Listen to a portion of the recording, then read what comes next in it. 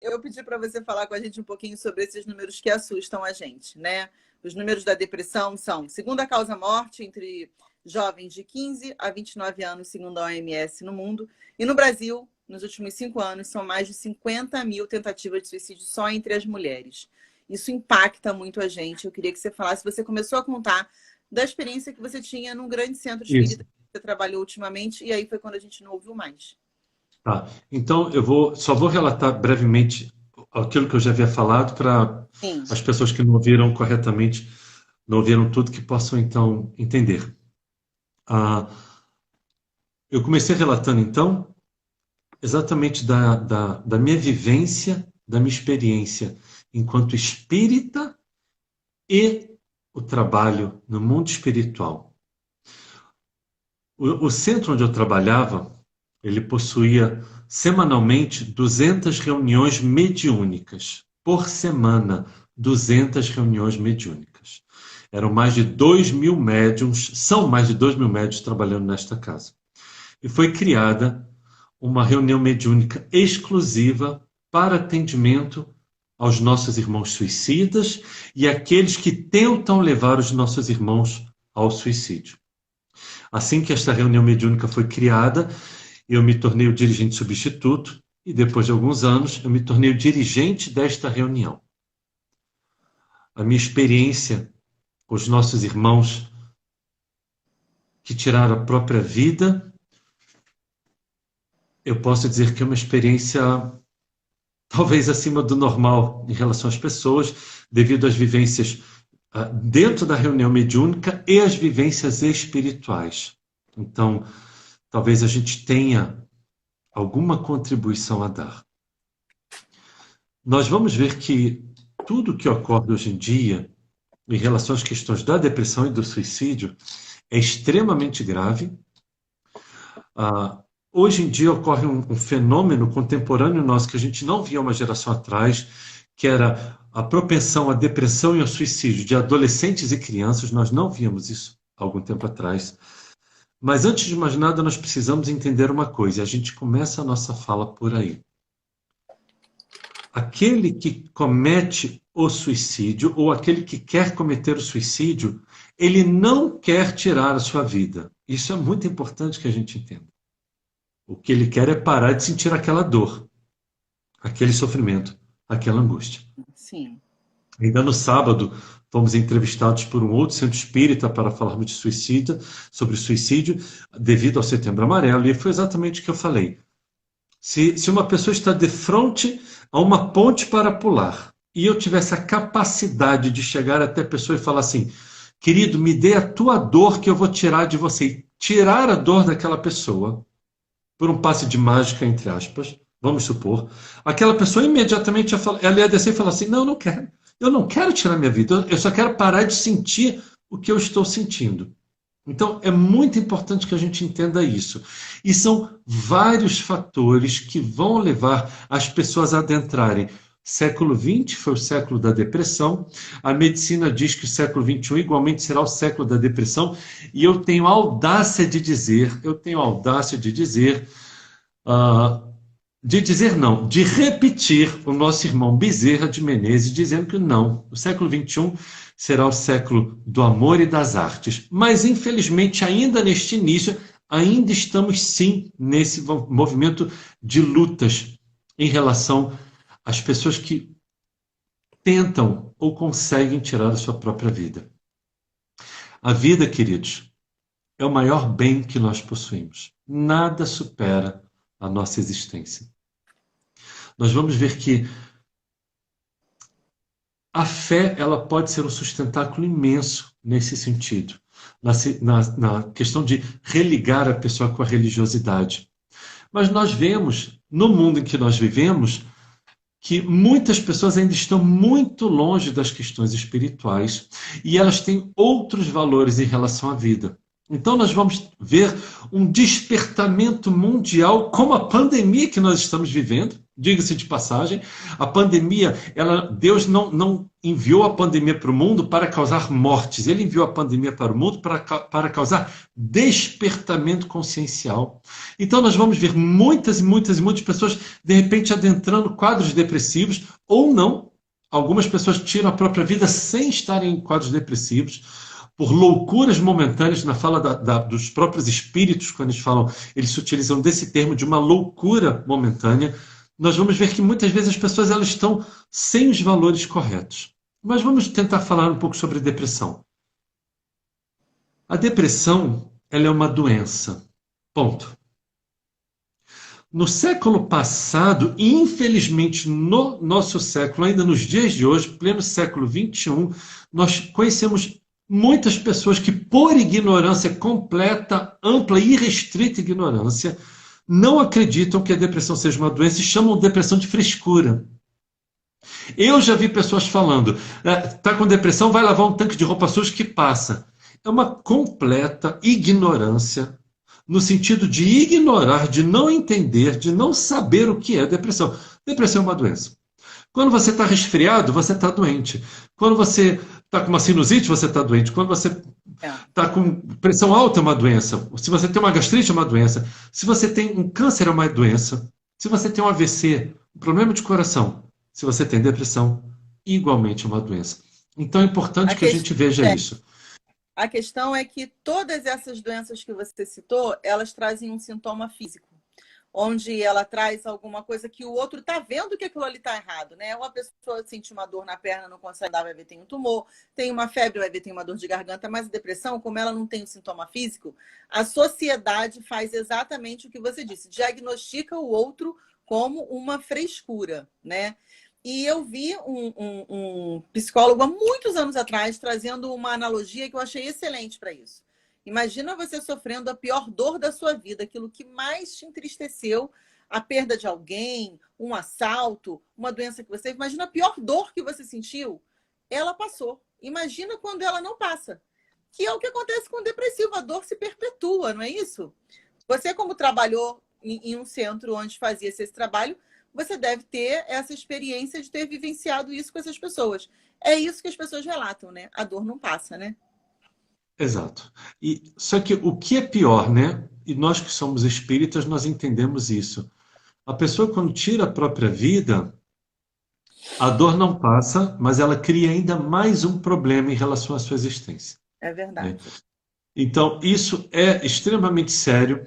Os espíritas se baseiam muito no livro Memórias de um Suicida, de Ivone do Amaral Pereira, o que é um equívoco. É um equívoco, está aqui o livro.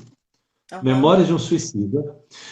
Este livro é um livro excepcional, não recomendo para uma pessoa qualquer, não é um livro para qualquer pessoa, mas a grande questão em relação a esse livro é que muitos espíritas o leem como se fosse um estudo. E tem um problema em relação a esse livro, que a maioria das pessoas não se dá conta.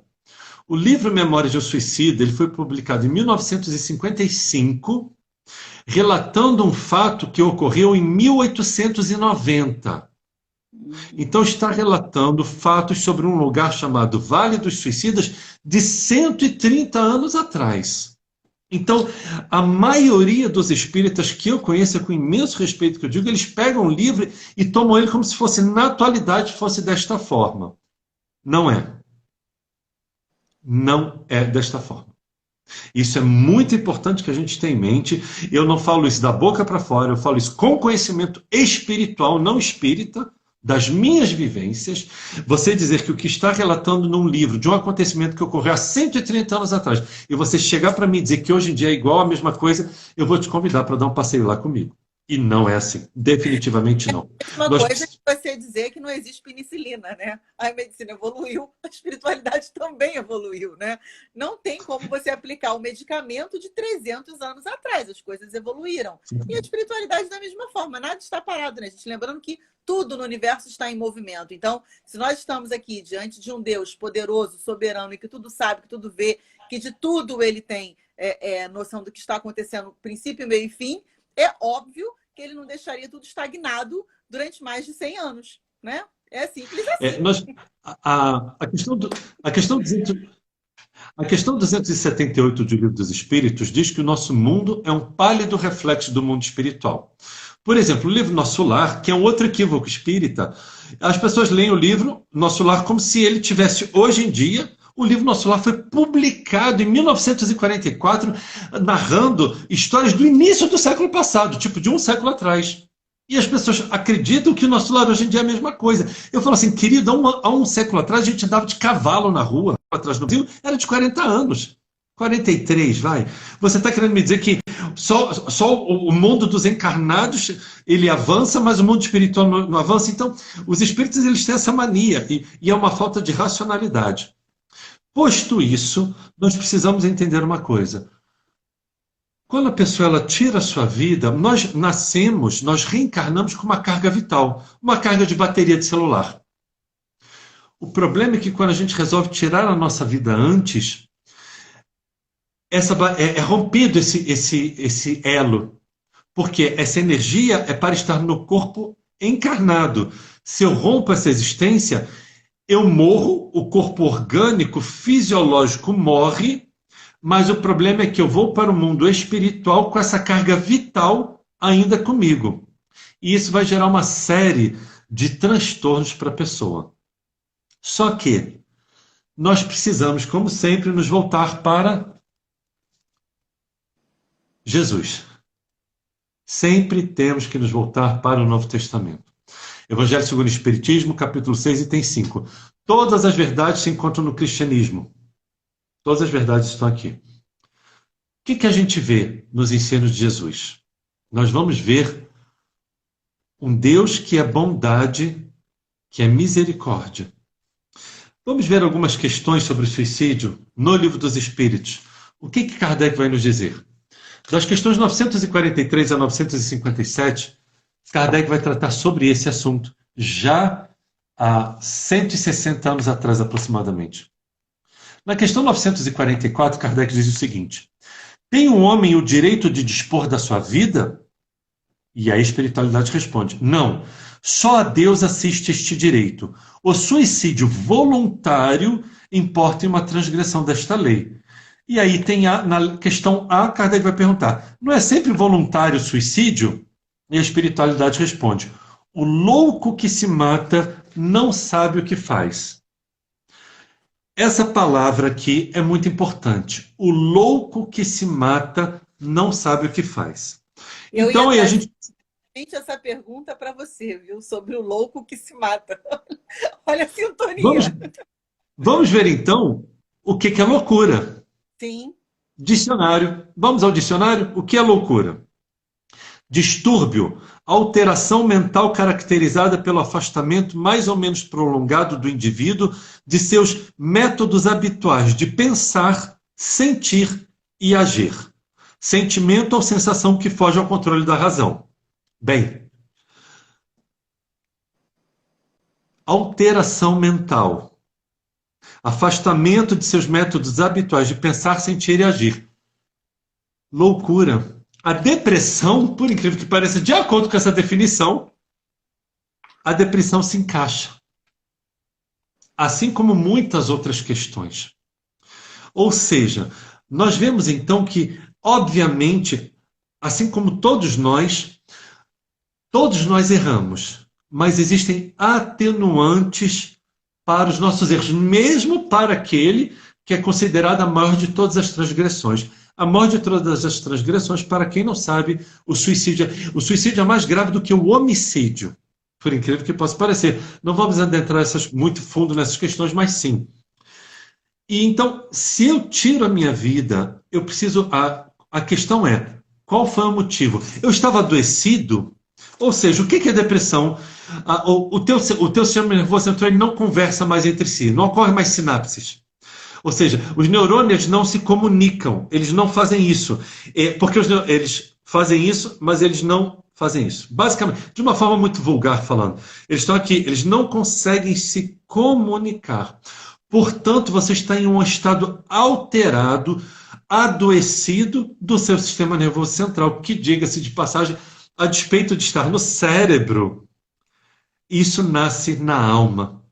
Então eu vou entender que se eu sofro de uma doença e que essa doença, acaso, me leva ao óbito mesmo através do suicídio, eu preciso então me lembrar da fala de Jesus.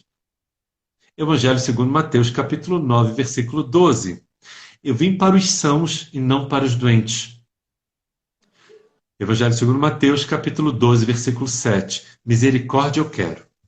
Então, isso é muito importante que a gente entenda. Então, se uma pessoa, ela tira a vida dela por causa que o sistema nervoso dela está desequilibrado, desarmonizado, é óbvio, a razão nos diz que esta pessoa será vista de uma outra forma ao ser recebida no mundo espiritual. É importante que a gente tenha. Você está doente. Você está doente. Mas vamos um pouquinho mais à frente, aqui no Livro dos Espíritos. Da questão 944, vamos para 952. Kardec vai falar sobre aquelas pessoas que se matam repentinamente, sem planejamento. O que a espiritualidade nos diz? Naquele que o faz instantaneamente, há muitas vezes uma espécie de desvairamento que alguma coisa tem da loucura. Vejam que, de novo, ele está falando sobre a loucura. Questão 957, agora, para finalizarmos o Livro dos Espíritos. Quais, em geral, com relação ao estado do espírito, as consequências do espírito? Essa questão é fundamental. Porque, de novo, e é com imenso respeito que eu falo isso, eu digo para as pessoas, a doutrina espírita ela não é feita de achismos. Ela é feita de estudo. Então, porque as pessoas têm mania de pensar assim, não, a pessoa se suicidou, vai acontecer isso, vai acontecer aquilo, é tipo ferro e fogo. Não, não é assim. Não é assim. Questão 957. Quais, em geral, com relação ao estado do espírito, as consequências do suicídio? O que eles nos dizem? Muito diversas são as consequências do suicídio, não apenas determinadas, e em todos os casos correspondem sempre às causas que o produziram. Se você está adoecido, a causa é a sua doença. Ok? Então, de novo, Deus é misericordioso em sua justiça e Ele é justo em sua misericórdia. Precisamos estar atentos a isso. Agora, sem dúvida, mais à frente Kardec vai fazer duas colocações. A primeira, a persistência mais prolongada e tenaz que une do laço que une o espírito ao corpo. Isso é importante. Por quê?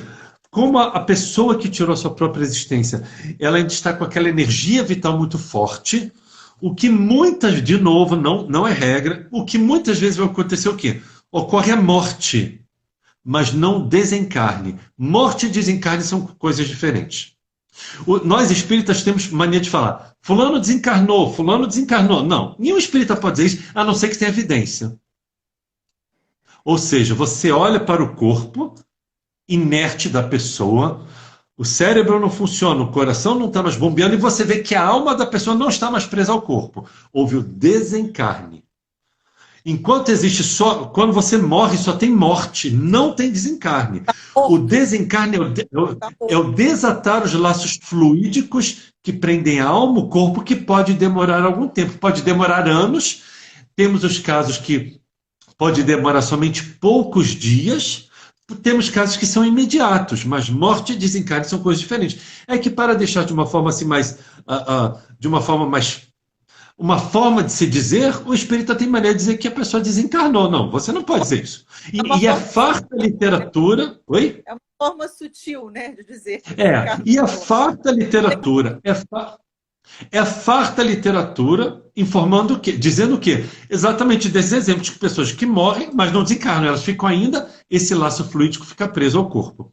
Quando a pessoa morre, ela fica no estado de confusão mental. E esse estado pode demorar mais, sim, devido ao suicídio, porque você está ainda ligado, ainda existe aquela energia vital que precisa ser desgastada. Agora, vamos voltar um pouquinho. Isso a gente está falando após a morte. Vamos voltar agora um pouco. Queridos,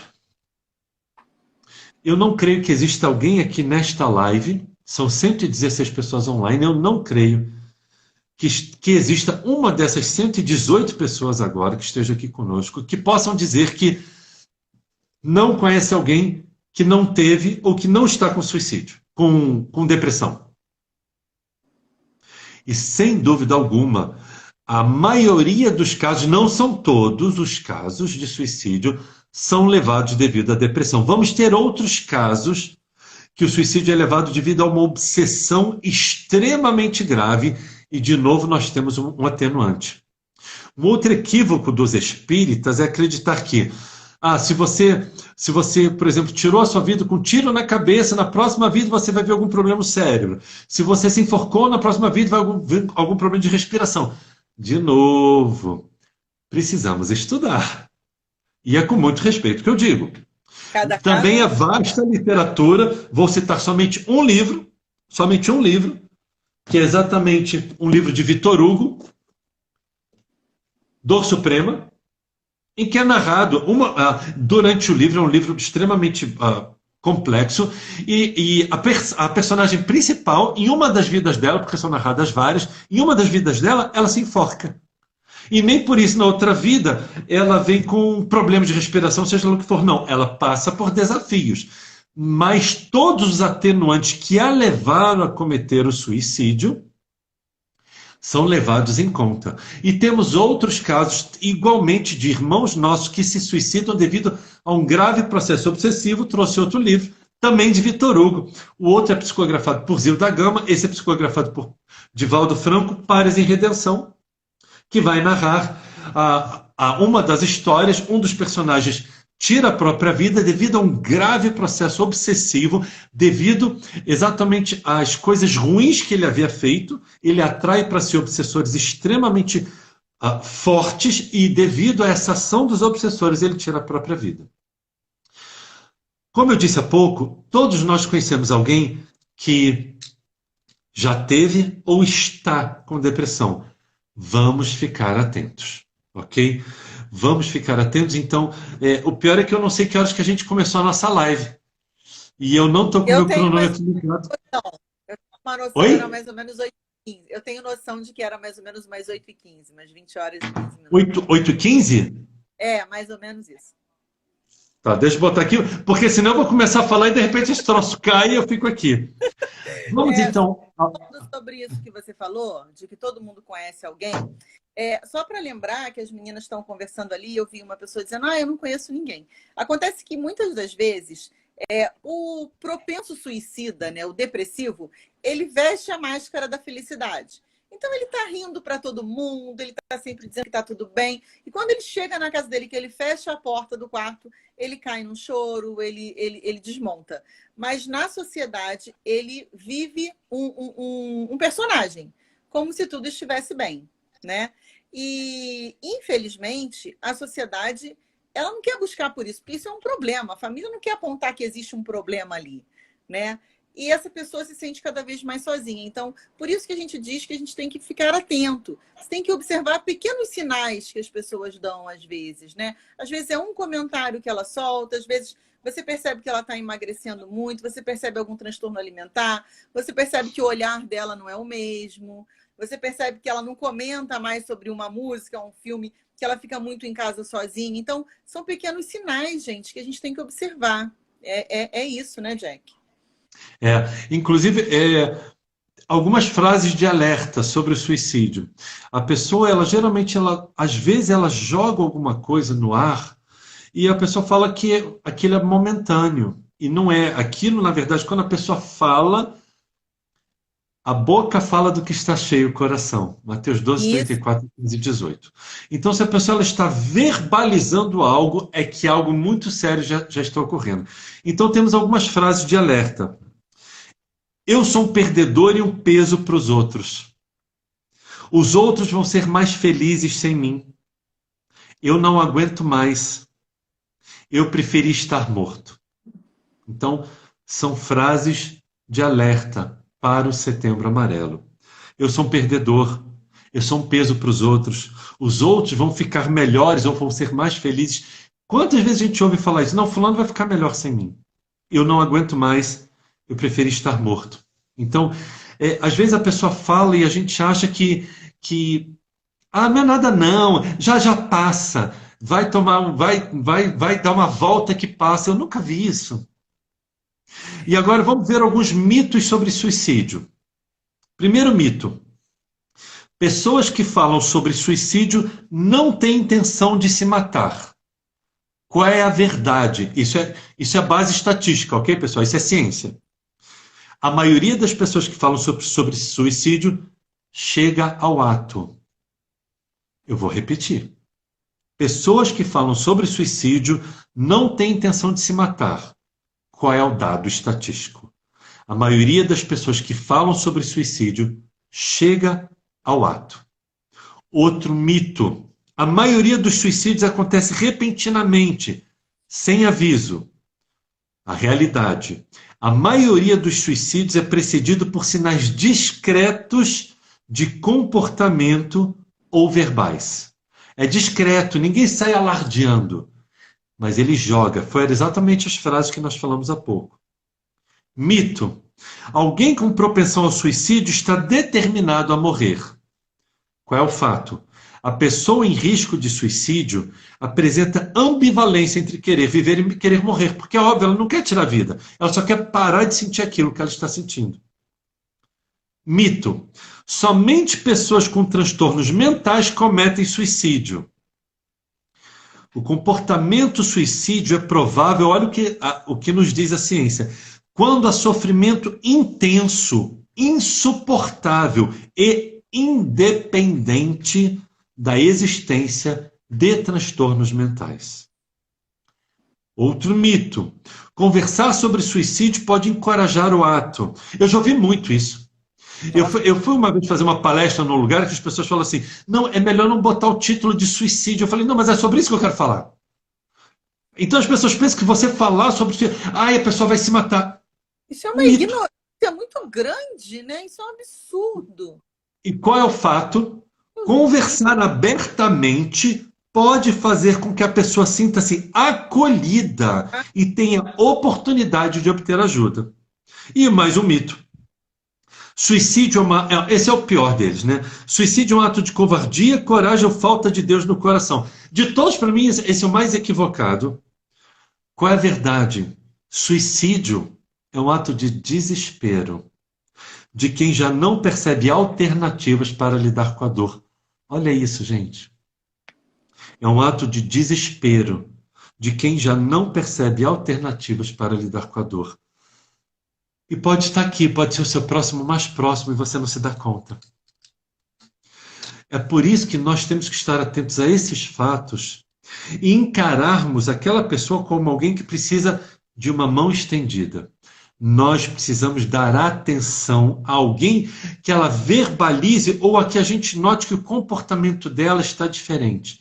Uma pessoa que ela é muito extrovertida, de repente ela se fecha, ela não quer sair, ela só quer ficar em casa, quer ficar num quarto escuro. E o pior, tem muitas pessoas que elas não se medicam, elas acham que elas não têm nada, elas acham que é algo passageiro. Só que aquele algo passageiro não passa. Então, vamos estar atentos aos nossos parentes, aos nossos amigos, que mostrem ou que verbalizem uma autoestima extremamente baixa e que essa pessoa começa a verbalizar muito isso. Às vezes as pessoas têm baixa autoestima por variadas questões, mas às vezes a gente nota que aquela baixa autoestima começa a pesar demais e ela verbaliza. Vamos ver se ela no trabalho, ela já não fala mais muito como ela falava, ela não ri, ela está sempre de cara baixa, ou então ela está ali, mas de repente você nota. Outro dia aconteceu isso comigo, eu fui num lugar e tinha uma menina que ela era sempre muito expansiva. E eu fui no lugar nesse dia e ela estava diferente. Aí, oi, tudo bem? Tudo. Aí eu comecei a observar e eu vi que ela estava agindo de uma forma diferente. Aí eu fui falar com ela. Eu falei assim, o que que houve? Olha a resposta dela. Não, Jack, não houve nada não. Eu falei, calma. Aí eu parei. Olhei bem para ela, e ela me conhecia já de algum tempo. Aí eu falei, fulana, o que está acontecendo? Aí ela desabou. Ela falou, Jack, a gente pode conversar? Eu falei, pode. Vamos conversar. Então, às vezes são sinais minúsculos que as pessoas dão. Vamos começar a estar atentos. Se nós temos um depressivo na família, lembrando que muitos medicamentos trazem como reações adversas, efeitos colaterais, a tentativa de suicídio. Pasme, acredite se quiser. Eu já li bulas de medicamentos antidepressivos É que estão verdade. ali. Os Fique. medicamentos antidepressivos, eles, como contraindicação, podem levar a pessoa a cometer um suicídio. E eu conheço uma pessoa que a prima dela morreu e ninguém sabia que ela estava tomando esse medicamento. E só depois que ela suicidou-se, o médico da família falou: como que vocês deixaram ela tomar esse medicamento? Ninguém sabia que ela procurou um médico sozinha e tomava esse medicamento escondido que levou ela ao suicídio. E não houve mais, obviamente, o que ser feito. Então, gente, isso é muito sério. Essa questão do medicamento é muito grave. Foi muito bom você tocar nesse assunto. Porque aqui a gente está vendo, algumas das meninas aqui estão falando até que eu faço tratamento, eu sofro com depressão. Tem vários relatos aqui que eu estou vendo aqui nos comentários. Então, se você toma algum medicamento, você tem que prestar atenção na bula do medicamento, tá? Porque não é para deixar de tomar o medicamento.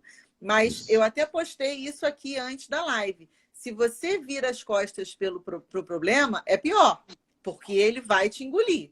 Então, a gente não pode ignorar o problema, a gente tem que saber encarar e tratar o problema. Então, precisa tomar o medicamento, mas você tem que saber o que você está tomando e tomar as medidas preventivas para que isso não aconteça com você. Né? Isso é muito importante. Sem dúvida. Agora, vamos falar então um pouco sobre depressão. Por que tantas pessoas estão com depressão? Curiosamente, nós nunca estivemos tão próximos e ao mesmo tempo tão distantes. Nesse momento agora que a gente está aqui, eu não sei de onde são todas as pessoas, mas eu tenho certeza que tem pessoas... Bom, eu sou de Brasília, Leandra é do interior não, do litoral de Santa Catarina. Então, Não, do assim... Rio, litoral do Rio. Litoral do Rio. Que está ali, é do lado, é praticamente só de irmão. Então, assim, temos pessoas aqui do Brasil inteiro e, quiçá, do exterior igualmente, né? Nas nossas lives aqui é comum terem pessoas de vários países. Por que tantas pessoas hoje em dia estão com depressão? Porque ao mesmo tempo que a gente está muito próximo, a gente está muito distante. Muitos dizem que a depressão é a doença do despertar. Por quê? Ela é a doença que diz assim: então, deixa eu te falar, você chegou no fundo do poço, não tem mais para onde ir, só para cima agora. Aí a gente começa a verificar quais são os nossos valores, o que está acontecendo com a gente. Se você tem ansiedade, síndrome do pânico, depressão, é importante que a gente entenda uma coisa muito simples. É a tua alma gritando o seguinte: cara, tem alguma coisa errada. É a tua alma falando para você: velho, deixa eu falar, muda alguma coisa, que tem alguma coisa que não está certo, porque o troço aqui não está funcionando. Então, se você tem uma dessas, ou qualquer outra doença do sistema nervoso central, mas as principais, sem dúvida, né? Ansiedade, depressão, depois síndrome do pânico, que muitas vezes até acompanha, é a tua alma dizendo: tem alguma coisa que precisa ser modificada. E aí, então, a gente precisa tentar entender em relação a isso.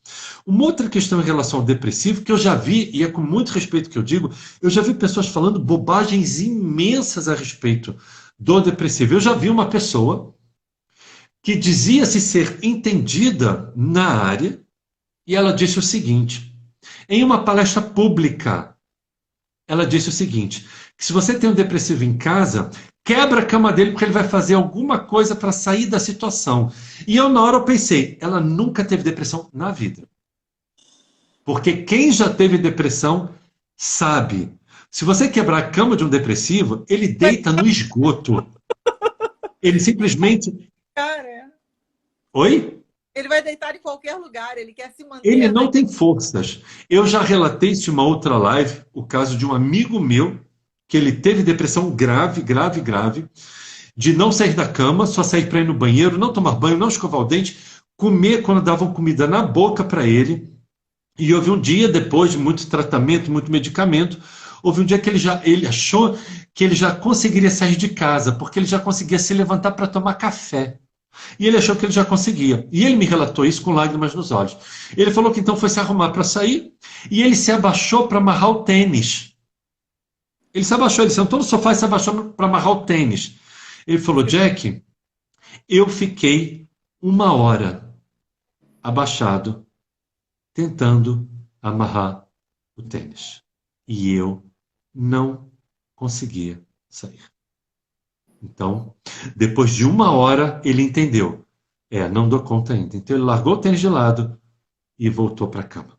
Então, porque o sistema nervoso não tá funcionando. Então, assim, o que eu preciso ter em relação a essa pessoa é uma compaixão extrema e entender que, como a Leandra falou há pouco, a despeito da pessoa eu não estar vendo, existe um adoecimento. Câncer você também não vê.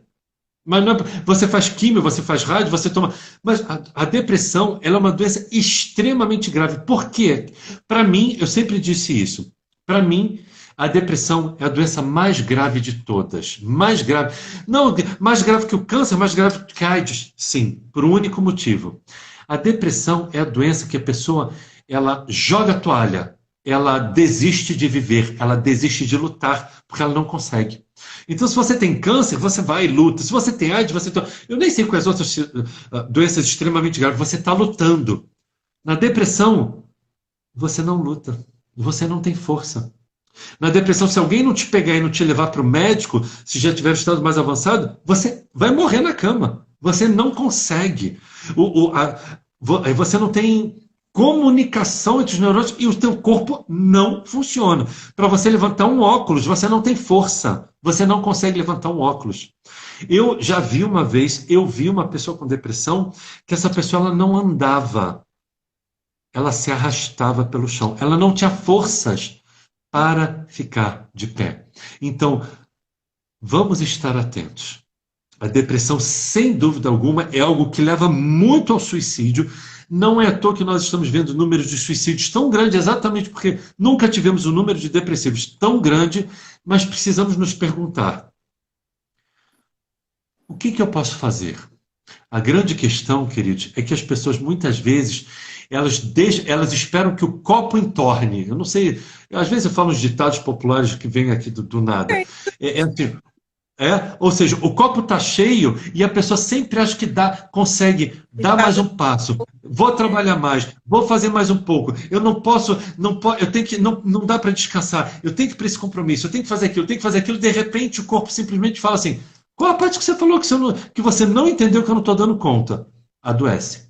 A Então, verdade é que o quanto antes procurar ajuda é melhor, né, Jack?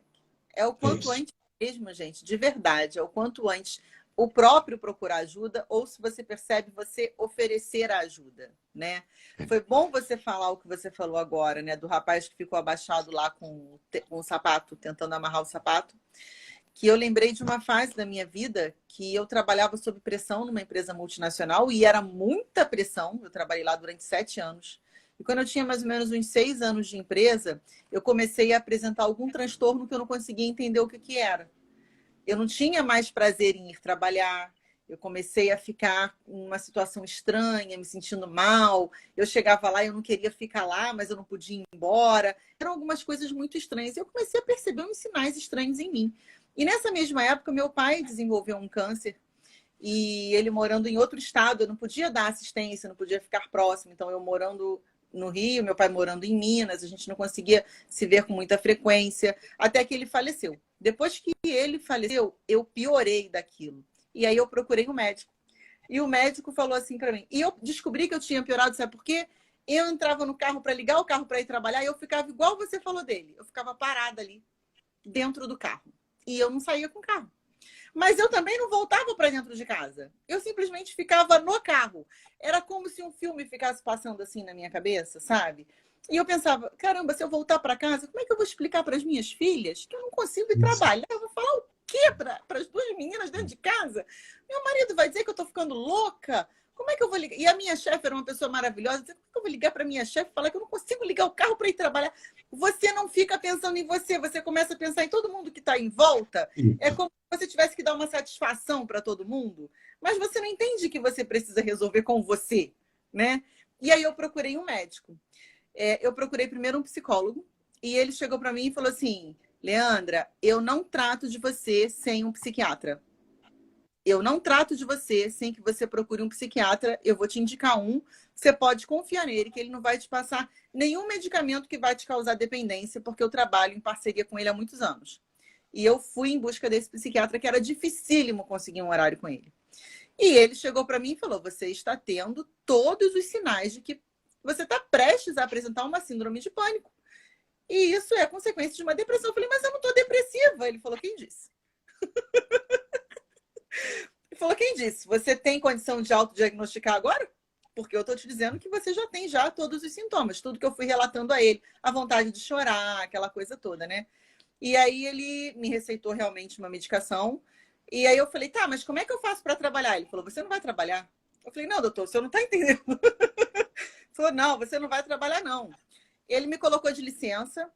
E aí eu tinha algumas condições prévias que eles colocaram, ele e o psicólogo. Eu tinha que fazer atividade física, eu tinha que encontrar alguma coisa que me desse. Então, assim, era uma licença médica que não era para ficar em casa. Você está entendendo? O problema é que a pessoa entra de licença médica e ela se tranca dentro de casa. E aí, hoje eu entendo o que eles fizeram comigo. Eles me resgataram de uma coisa que ia me levar para o fundo do poço, né? E eles disseram: você vai fazer um curso, você vai estudar alguma coisa diferente durante 3 meses e alguma coisa vai despertar. Então, eu te dou 15 dias, e aí depois, se precisar de mais 15, a gente dá mais 15. Mas se precisar ficar afastada para você fazer isso durante 3 meses, você vai fazer. E eu fiquei afastada durante... Eu acho que foram até mais de 3 meses, não me lembro muito bem. Eu sei que depois, quando eu voltei para a empresa, eu falei: o problema não está em mim, o problema está nesse emprego, que eu não quero mais é esse emprego. Por favor, foi muito bom enquanto durou, foram 7 anos muito bacanas, mas agora, olha, tchau para vocês, porque isso aqui está me deixando doente. E era um salário muito bom, era uma posição socialmente falando muito boa, mas era uma decisão importante para a minha vida. E às vezes a gente não consegue olhar para a nossa vida. Então eu estou falando tudo isso aqui para vocês porque eu estou vendo vários relatos ali nos comentários, e o André, eu acho que é André Pires o nome dele, ele disse que há 2 anos, se não me engano, 2 anos que eu vi ali, ele se fechou no sítio. E se eu tivesse me fechado nessa época, sabe Deus, o que teria acontecido comigo se eu me isolasse em algum lugar assim, né? Eu não consigo nem imaginar o que poderia ter acontecido. Então, eu contei isso para vocês entenderem que acontece com todo mundo, né? E para o Jack falar uma palavra para o André, porque quando eu li o que ele falou ali, aquilo bateu assim dentro de mim muito forte. E a gente fala muito nas mulheres que são depressivas, mas eu acho que os homens eles sofrem mais porque eles têm vergonha de falar que eles estão com depressão. E isso é muito triste, gente, porque você não ter coragem nem de falar o que você sente, não tem nem como explicar uma coisa dessa. Olha aqui, olha, o André tá falando ali, ó. O convívio com o depressivo se torna... não sei o que ele quer dizer com isso. Ah lá, ele tá dizendo que sim, então foi ele mesmo. Jack, eu não sei se foram 2 ou 3 anos que ele falou ali, que ele se isolou de todo mundo em um sítio. O que você pode falar para ele, por favor? Antes de mais nada, vou falar para Caroline. Caroline, a gente vai salvar essa live sim. E Sim. aí depois, eu não sei direito como a gente vai fazer, porque eu não sei se dá para salvar no meu canal e no canal da Leandra, mas eu vou salvar e depois eu dou um jeito de mandar para o da Leandra, eu sei lá. Inclusive, da Leandra agora começou a falhar de novo. Nós precisamos, queridos, entender uma coisa. A coisa mais importante que a gente tem é a vida, tá certo? Então, se você começa a notar que tem algo que não está muito certo, você não pode ter vergonha. E o que a Leandro falou muitas pessoas, quando têm depressão, elas ficam dando desculpas para as outras, como se a culpa fosse delas de estar com depressão. Você, por acaso, quando você está gripado, você pede. Quando você peguei câncer, não, me desculpe, eu estou com câncer. Que absurdo! Que absurdo é esse? Ou seja, as pessoas. Sabe por quê? Porque muitas pessoas, por ignorância, no sentido de ignorar, elas acham que é um sinal de fraqueza. Não é sinal de fraqueza. Então, o mundo que nós estamos vivendo é um mundo extremamente complexo. E, exatamente por causa da transição planetária, isso está se tornando muito mais patente. Eu preciso entender que o que existe de mais valor na minha vida é a minha vida. Nada é tão importante quanto a minha vida. O teu emprego não é tão importante quanto a tua vida. As tuas relações... Não, o que existe mais importante na sua vida é a sua vida. O foco inicial, o foco principal da tua vida, resposta das questões 132, 167, o Livro dos Espíritos, é a evolução espiritual. Mas para haver evolução espiritual, tem que estar na carne, você tem que estar vivo.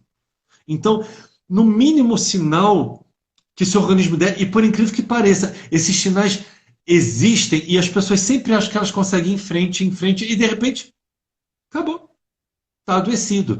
E assim, vamos começar a atentar para os sinais. Perda de alegria da vida. Lembrando uma coisa, gente, luto não é depressão. Então, vamos, por exemplo, eu perdi um parente que morreu. Para a gente ser mais correto na nomenclatura, ele morreu, não sei se ele desencarnou. Então, assim, Separa. meu, eu tenho um parente muito próximo, alguém que eu amo muito, que morreu. Ora, com a morte do meu parente, eu vou ficar num grau de tristeza de 0 a 10, vou ficar num grau de tristeza nível 10. Isso não é depressão. Isso é uma tristeza imensa devido à morte de alguém, ok? Só que existe um prazo para isso. Então, a psicologia, e Joana de Ângeles também vai nos dizer que esse prazo demora de 3 semanas a 3 meses para passar. Ou seja, conforme o tempo vai passando, eu de um nível 10 vou passando para o 9,5, para o 9. Não é que vai baixar para 0, não. Mas conforme eu vou vivenciando, conforme os dias vão passando, eu vou melhorando. E é claro que nesse período eu recomendo não antidepressivos, mas eu recomendo florais. Tá? Sim. Aí a gente recomenda florais, homeopatia, calmantes naturais, por quê? Você está passando um luto, então simplesmente às vezes você não tem condições para te acalmar um pouco mais. Agora, se passar de 3 meses, você ainda está com aquela tristeza nível 10, você pode ter entrado no estado depressivo, sim. E é claro que você não precisa esperar chegar a 3 meses, mas fica atento. Então, entendendo, se alguém morreu, você não está com depressão, você está triste, você perdeu o emprego, você perdeu uma relação afetiva.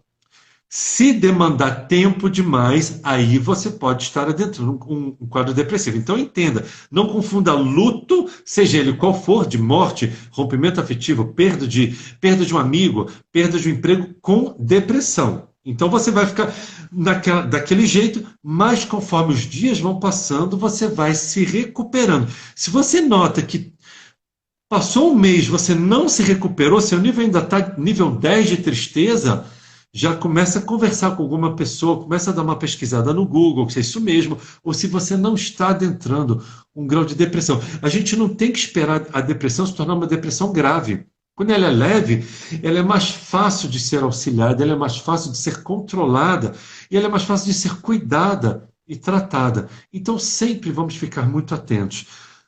Às vezes, a doença ela nos pede uma mudança radical de vida.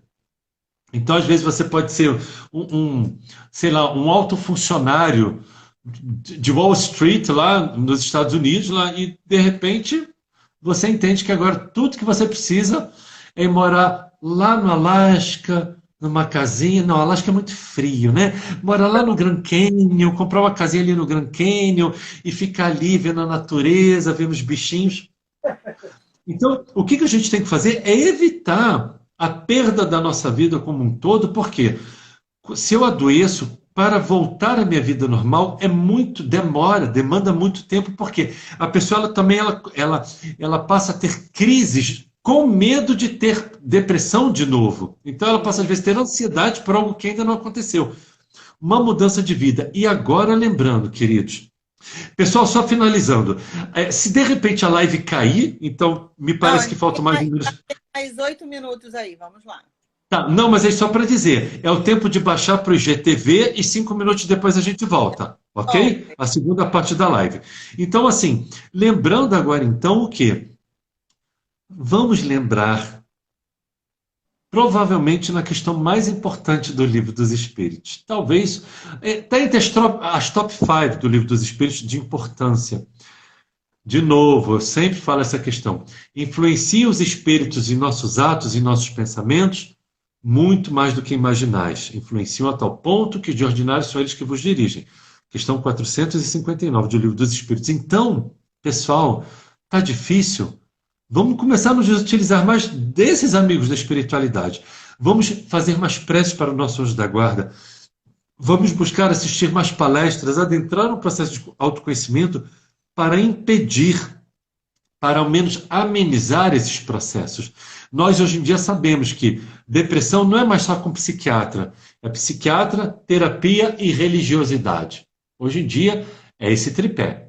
Psiquiatria, ou seja, a química, a terapia e a religiosidade. Então, vamos nos lembrar que a religiosidade, ou seja, os espíritos superiores, eles podem nos auxiliar de uma forma fantástica.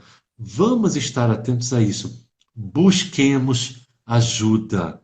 Se você está com pensamentos de que a tua vida não tem mais valor, que sua vida não vale nada, que você não está vendo algo para frente, seja por questões financeiras, seja porque houve um rompimento afetivo, que você falava, não, ela era a minha vida perdeu sentido. Cuidado. Queridos, é um amor próprio. Amar a Deus acima de todas as coisas, amar ao próximo como a ti mesmo. Eu preciso me amar. Então, vamos buscar ajuda. De início, qual é a ajuda? Conversa com um amigo, mas, por favor, um amigo com bom senso, tá? Que seja um amigo com bom senso. Não adianta você ter um amigo que fala assim, não, vamos pro bar beber. Gente, beber não vai curar. Não vai dar certo. Entendeu? Então, que seja alguém com bom senso e que saiba te ouvir. Te emprestar o ombro e o ouvido. Então, chega a falar, porque às vezes tudo que a pessoa precisa é de alguém para desabafar. Às vezes tudo que a pessoa precisa. Também, Oi?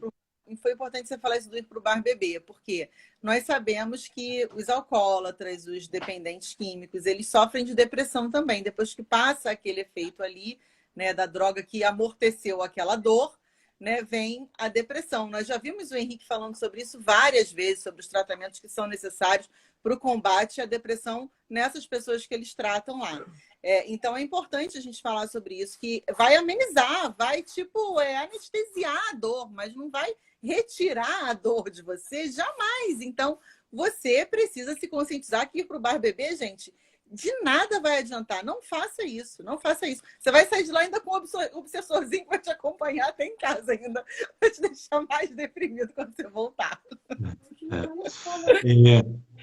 Eu vi que uma pessoa aqui falou sobre o livro Médico Jesus. O Médico Jesus, de José Carlos de Luca.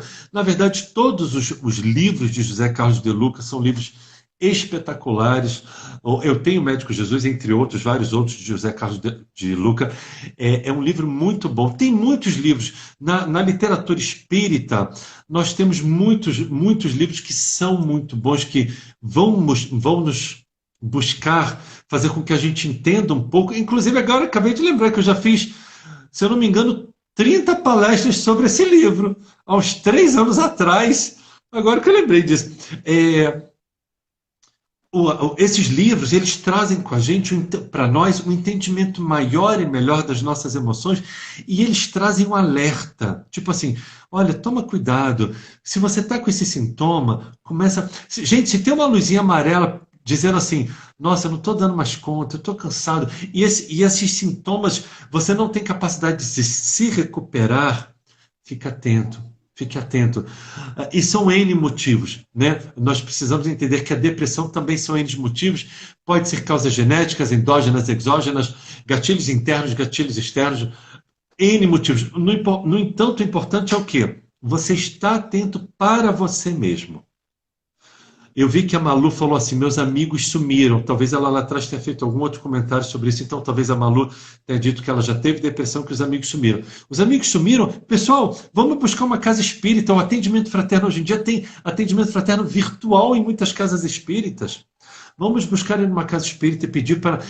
Eu não conheço casa espírita que não tem atendimento fraterno. Toda casa espírita que eu conheço... E olha que eu conheço algumas, todas têm atendimento fraterno. Online, né, Jack? A Comunhão Espírita de Brasília está fazendo atendimento fraterno online. Então, em qualquer lugar do mundo que você esteja, você pode entrar em contato com a Comunhão Espírita de Brasília através do e-mail, que agora eu não vou me lembrar qual é, mas o e-mail está disponível aí no Instagram, no YouTube, e você solicita um horário, eles vão agendar um horário, uma pessoa vai entrar em contato com você e vai conversar com você como a gente está conversando aqui, através de uma sala online, tá? Privada, né? Você vai falar sozinha com a pessoa, então realmente funciona.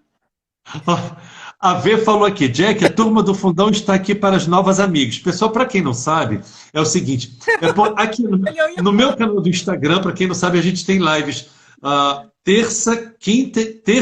quarta, essa semana vai ser terça, quarta e sexta, e tem as meninas do Fundão, que elas conversam entre si, já criaram, não sei o que, não sei onde, acho que no Instagram, turma do Fundão, um grupo. Então, sejam todos que não conhecem ainda as meninas do Fundão, por favor, Veja aí como faz para participar desse troço aqui, que eu não sei como é que é, mas se eu não me engano é no Instagram, Turma do Fundão. São as meninas que estão sempre nas nossas lives, todos nós juntos, que nós formamos uma grande família, né? E então, assim, eu acho que só faltam uns 3 minutos para nós terminarmos, para a gente então adentrar a segunda parte, e que eu acho que na segunda parte a gente vai abrir para perguntas e respostas, não é isso, Leandra? Vamos abrir Tá. para perguntas. Tem algumas Gente, perguntas aqui que já me enviaram no direct e a gente vai fazer ótimo. perguntas, né? Pronto. Eu queria falar uma coisa também antes que caia, né? Que a gente vai reabrir, mas mesmo assim é bom reforçar. Gente, o mundo ele está cheio de ilusões, né? E essas ilusões, elas são armadilhas que nos levam para a depressão. A gente tem que tomar muito cuidado. A gente tem que entender o que realmente é vida e o que é matéria. E os valores, eles estão invertidos. A gente passou a entender como de valor aquilo que não tem valor, né? E isso é o que faz a maioria das pessoas estarem depressivas. A verdade é essa, né? Nós passamos a valorizar, é perecível, né? O teu espírito, a tua alma, a tua satisfação particular, o teu prazer, a tua vida em essência é o que é imortal. O restante tudo vai passar. E aí, se você fica triste porque você não conseguiu comprar o carro, porque você não mora na casa do jeito que você queria, porque você não mora no bairro que você queria, porque você não casou com o cara que você queria, tudo isso vai passar, é só essa vida. Vai ficar aqui, vai ficar para trás. Até o teu corpo vai ficar para trás, a verdade é. Nem o corpinho você leva, né? A gente tem que cuidar bem dele, mas ele não vai com a gente para lugar nenhum. E é essa busca pelo intangível que a gente tem que ter, não é pelo tangível. O que você toca, tudo que você pega, não vale a pena você se preocupar. E é isso que está, assim, na verdade, é isso que está acelerando a depressão no mundo inteiro. A gente inverteu os valores. A cultura que nós vivemos foi invertendo os valores. Não dá nem mais para falar que é a cultura ocidental, porque lá no Oriente também já tem um monte de gente já de valores invertidos. Então, antigamente a gente enchia a boca para falar, né? A cultura oriental não conseguiu, não distorceu, mas a cultura ocidental distorceu os valores. Agora, a gente, infelizmente, virou uma confusão o mundo. Não dá nem para falar mais isso. Então, a gente tem que ficar atento ao que a gente valoriza, ao que é a nossa essência, ao que a gente tem amor de verdade, né? Onde está o teu coração? Preste atenção nisso. Onde está o teu coração? Ali está a sua verdade. Será que você fica triste caso você precise dispor de 10 mil reais para um tratamento médico? Será que isso vai doer no teu coração? Ou você entende que dinheiro é dinheiro e a gente repõe e saúde a gente precisa para viver mais, viver bem, conviver com os filhos, com os amigos, com a família? Pensa nisso, né? Onde está o teu dinheiro, onde está o teu coração, ali estão as tuas emoções, a tua razão. Então a gente precisa entender o que é para dar valor e o que não é para dar valor. Não é isso, Jack? Evangelho segundo Mateus, capítulo 6, versículo 21. Onde estiver o teu tesouro, aí estará o teu coração. Ótimo. Gente, eu amo as citações de Jack, porque ele deixa tudo tão mais leve para a gente, né? Ele fala numa tranquilidade, numa sabedoria, né? É tão bom quando a gente ouve, né? Olha só, gente. Evangelho segundo Mateus, capítulo 16, versículo 26. Do que adianta o homem ganhar o mundo e perder a sua alma? A gente tem que estar mais atento. A gente não existe para ter, nós existimos para ser. Porque nós somos um espírito imortal passando por uma experiência transitória na carne, faltando 25 segundos agora para terminar a nossa live. Então, pedimos 5 minutos, que é o tempo de baixar o vídeo para o GTV, beber uma aguinha e a gente retorna aqui, tá bom? Então, fiquem conosco.